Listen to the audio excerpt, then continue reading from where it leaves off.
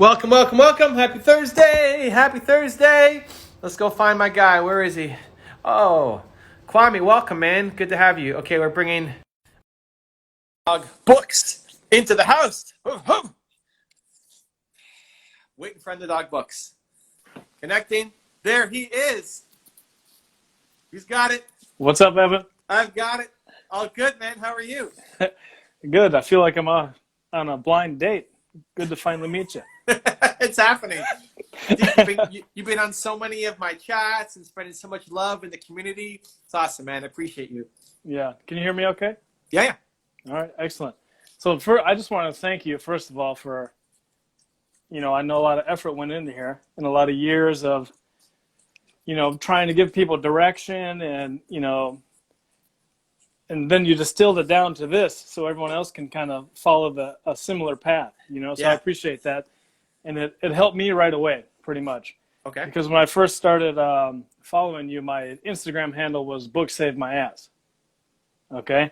And then I switched it, like, soon after I started reading to Underdog Books. Because I wanted to really figure out who I want to serve. I remember Book Save My Ass. Yeah, I remember that one. Okay.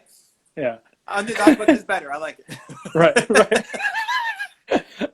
So, what was the most difficult part about writing this book?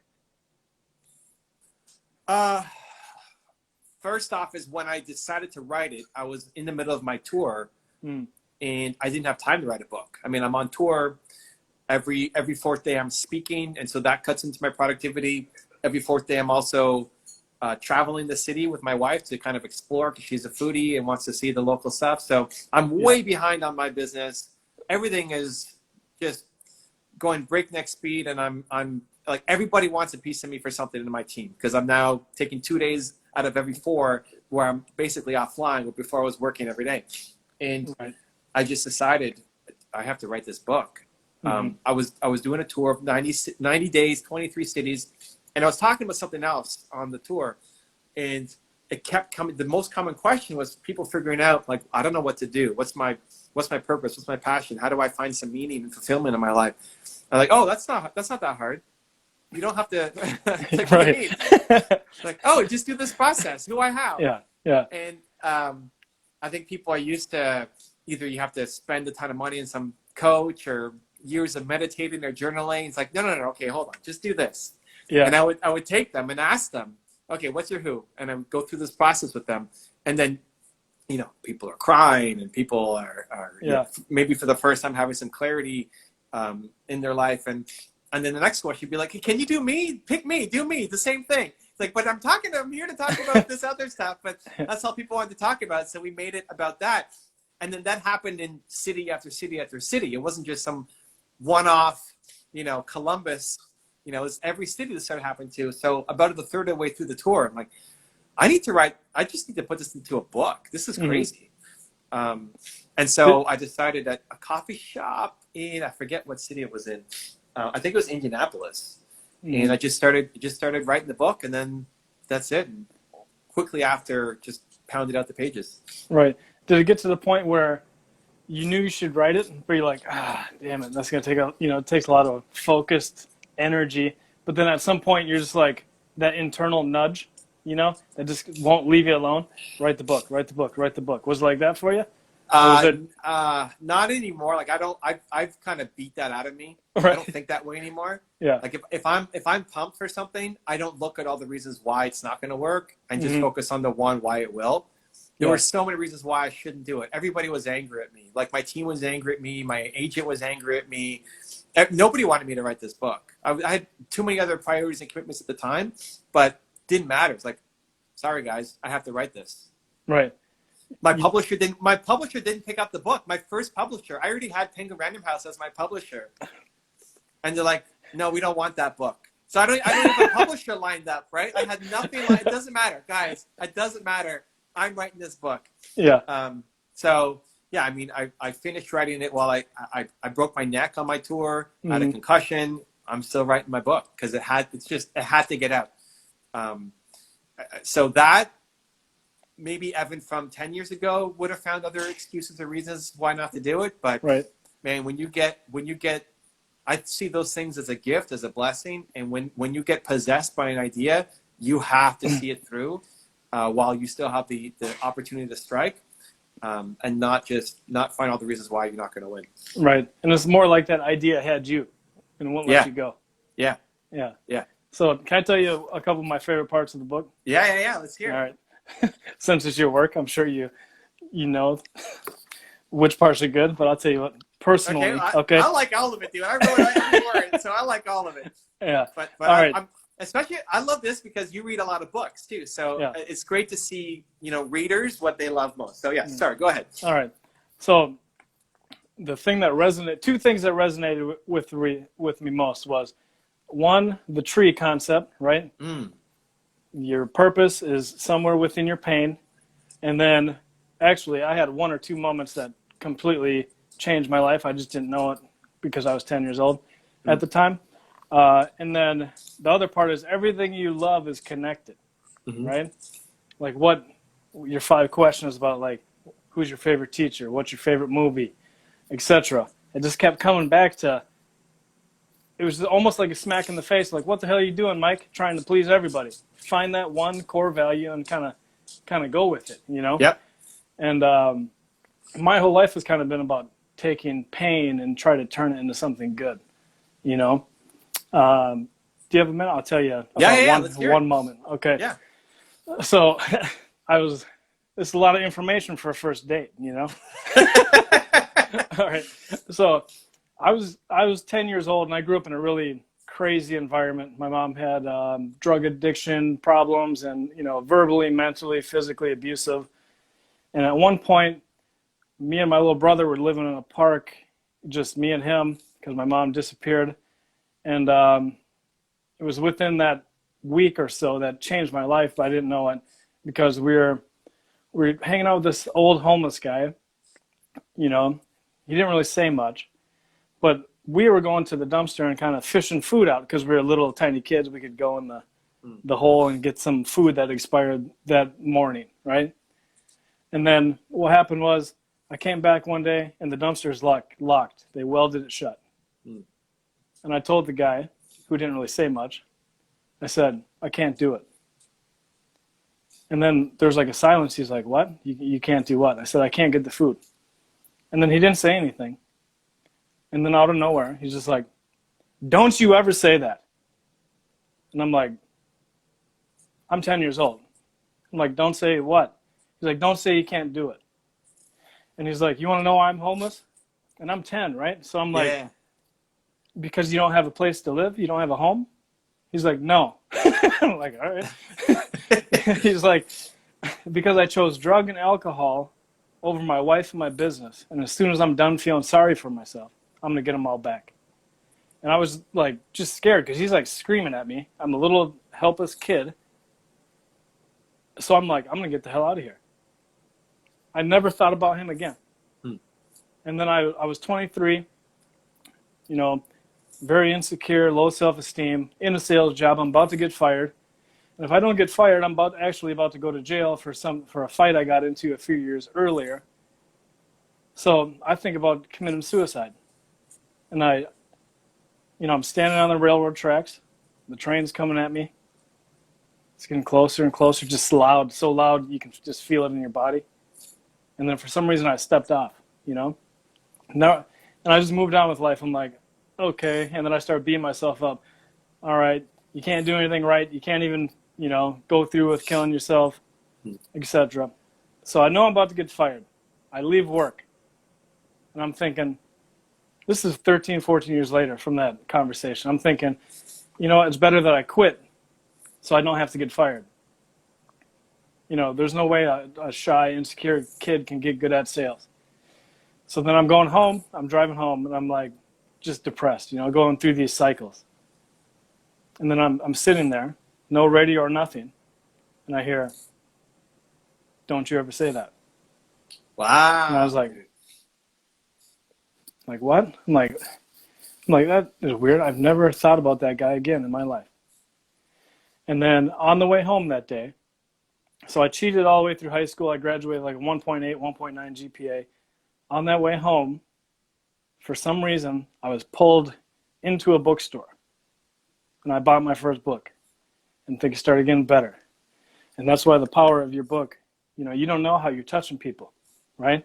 You put words on a page, you become a mentor. Because that first book I ever read, there's a guy in there telling me things I've never heard before.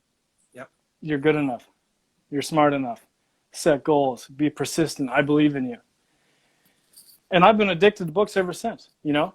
So a crazy moment like that, I just need to thank you so much for putting a book out there, because you don't know how it's going to, you might save someone's life 10 years from now, you know? That's a wild story, dude. Thank you for sharing, man. That's a great first date. I love it. Don't try to kiss me. Yeah, I mean, and that's why, I mean, it's called Built to Serve, and your story is going to touch so many people too. I know you're kind of early at what you're doing and getting this stuff built up, but yeah, you keep doing what you're doing. You look 3 years down the line, 5 years down the line, 10 years, all the people who you're going to infect with reading, with the message, right? Yeah.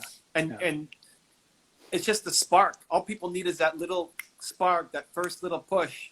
You know, people will give you a ton of credit. It's like, hey, man, all I did was give you a push. You went off and you actually did all the reading, right? That old guy, homeless guy, just gave you a little bit of a push.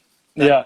13, 14 years later, you heard for some reason that brought back in, and you walked into a bookstore.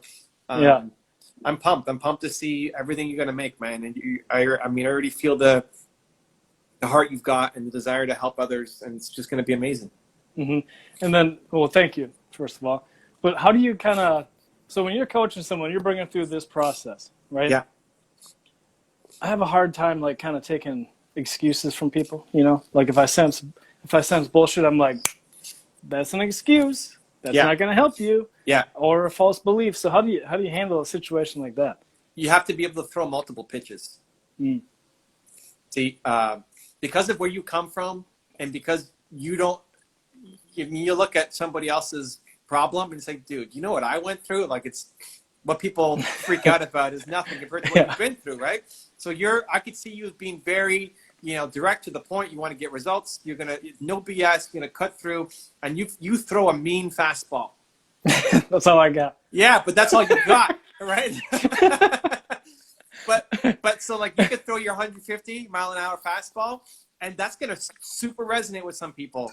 Some people who love being yelled at, some people who need to be called out. No, like, some people, they only can work out if there's a drill sergeant pounding them in.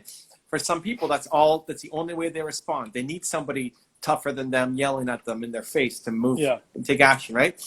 Other people, though, they don't respond to a fastball. They need the curveball. They need the changeup. They need the off-speed pitch. And that's where that's the skill set to learn, right? Like, some people, before they can get the push, they need a hug. Right. They can't handle it because they're so low on themselves that being yelled at is going to make it worse. For now, maybe in the future it's going to be the thing, but they're not ready for the yell. They're not ready for the hard push yet. Right. So learning to develop the skill. There's somebody that reminds me so much of you. I had a guy come to my Thought Leadership Academy. He's from Detroit. Same kind of story and the background and upbringing. And at the dinner, he said, "Hey, Evan, how do you play the game, man? How do you play this game? Like, what game? Like, you're schmoozing people and you're talking to people and you're pushing them, but you're not pushing everybody." And I told him almost the same thing. It's like, you're really good at one thing. I'm not schmoozing anybody. I'm just giving people what they need, right? I hate schmoozing. I hate small talking. I like to say I'm wearing people's skin. I could be a hard ass. Like, talk to people who are close to me. Yeah. And you'll see a lot of hard love thrown their way. I'm a no BS, no excuse kind of guy. The closer you get to me, the less I'm gonna do. Like, if we're working together and you're not posting, and I know that you like a fastball, I can dish it. I'll give you the fastball, right? And you'll love it. You'll love the fastball to the face, right? Because you respond well to it. But at the beginning, you're not quite sure how people are going to react to things, and so you take it easy. You kind of feel them out to see what they need. And some people they just need a hug. Some people just need to be told they're good enough. Some people, it's not that here's the thing, like, it's not that you're accepting their excuses. You just got to think chess. You're Right. playing like a few moves ahead. You want them to jump, and all they Right. can do is take a little tiny step. Yeah. And so in this business of being able to coach people and help people get the result that they want, it's understanding what they need. And so the best way to do it that I can think of is just imagine wearing their skin or putting yourself in their shoes Mm-hmm. and having empathy for where they're at. And if they need Yeah. the fastball, then you give it to them. But if they need the off-speed pitch hug, you give it to them. Right. So kind of go back into a place in my life where I felt like I wasn't good enough maybe, and try to relate to that, or like when I took zero responsibility for anything in my life, you know, back in those days, I actually feel sorry for that old me because I blamed everybody else for my life instead of like going internal and saying, hey, what can I do? You know? Well, So, here's the thing, like that old guy, the old you, like 23-year-old you who's standing on the train tracks, doesn't want 2020 you yelling at his face saying, stop making excuses for your pathetic life, mister. Right. Like, yeah. like, shut the hell up. I don't want to talk to you. Let the train hit you.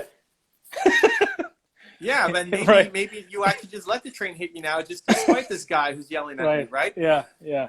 But you used to be that guy. All the people thought it's partly why you're so upset about it, because you used to be the guy with all the excuses, Right. and you stomped that guy out of your life, and so now you want to stomp it out of other people's lives faster, and that's the noble ambition and goal. Mm-hmm.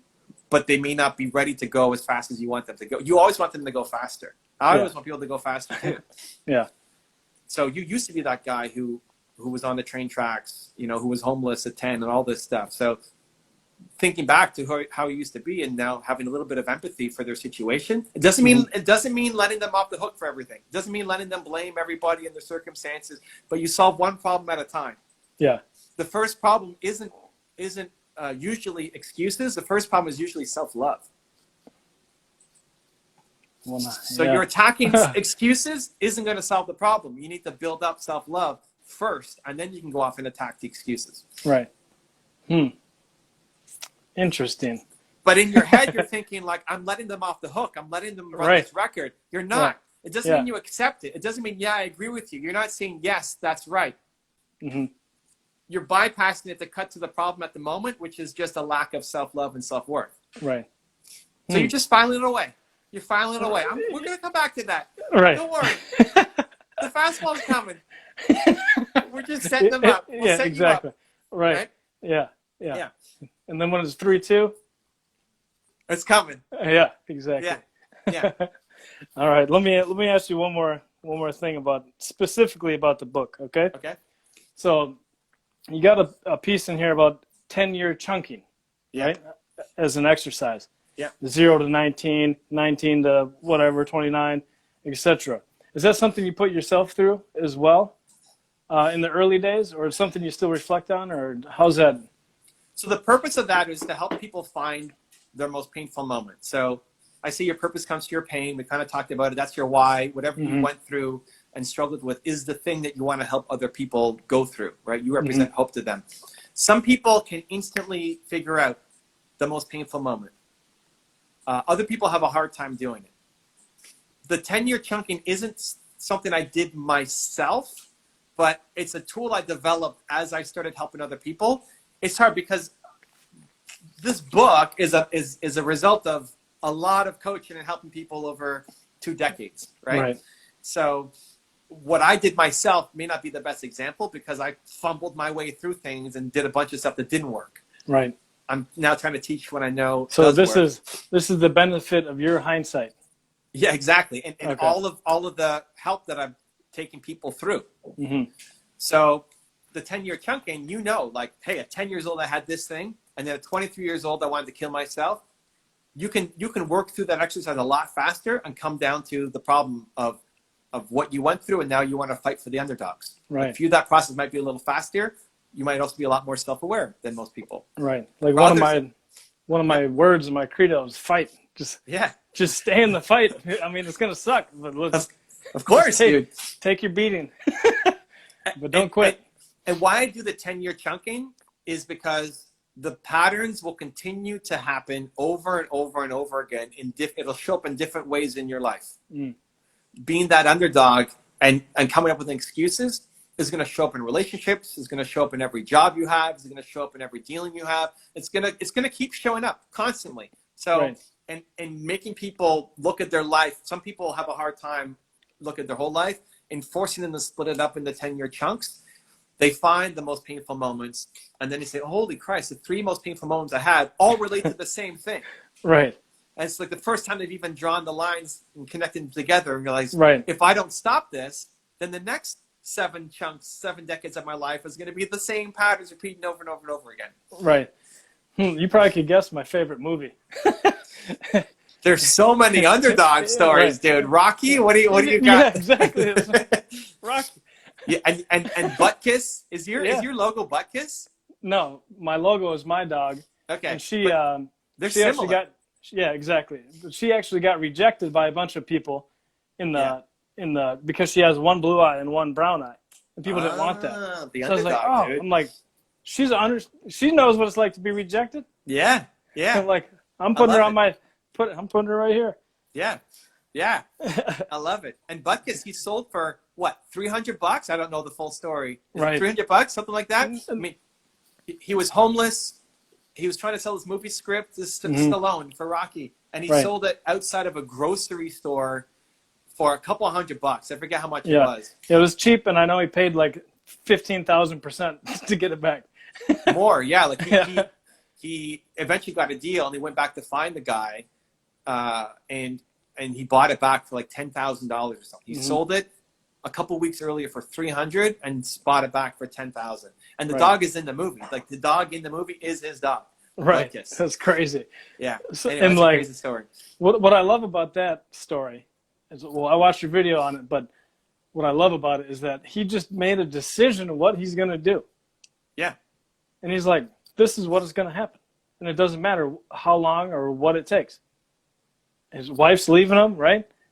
And he just keeps going on with his art. He's like, this is my who. I'm going to just figure this out. And it's just like, he stayed in the fight, you know?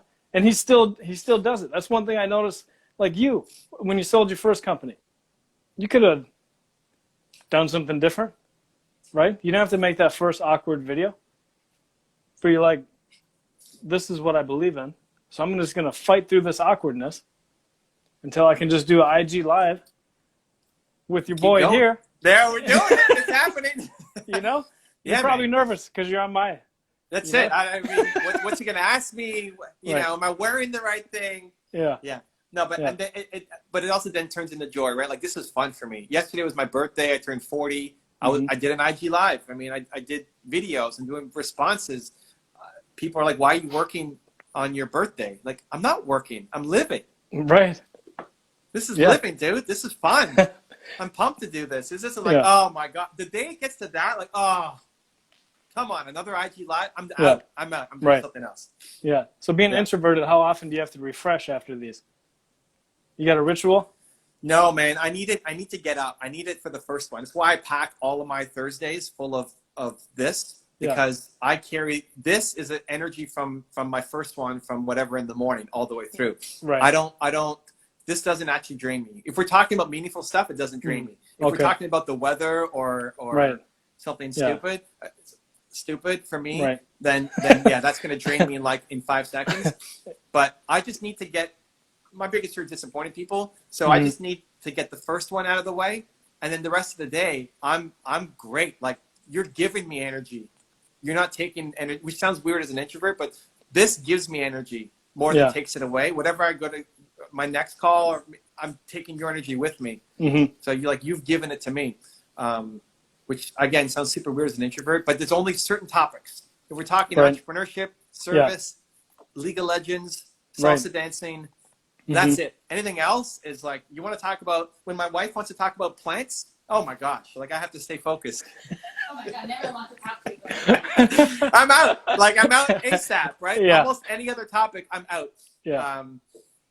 But when you find the connection, like the same thing for you, if you're helping somebody who you see as an underdog, and you know that the conversation is like lighting them up a little bit, and now they see a little bit of hope. Somebody who might have been suicidal, or somebody who didn't believe in themselves, and now talking to you makes them feel like, you know what? He could do it. Maybe I can too. that's not gonna sap your energy, man. That's gonna tap your energy. You're gonna be fire. That's gonna fuel you for the rest of the week. You're gonna love it so much. Yeah, I have a ritual where if I know if something is giving me all the signs in the bookstore that this person's an underdog, I'll go buy one of my favorite books and just set it on the table in front of them and say, the receipt's in there. This might be a little weird, but I wish you well. I'm out of here. Time to gift some of these now. Exactly. Cool. Well, I gotta hop on another call, but I appreciate you, man. So pumped for everything you're doing, and thank you for doing it, man. Yeah, thanks, man. I appreciate your time. All right, much love. See ya.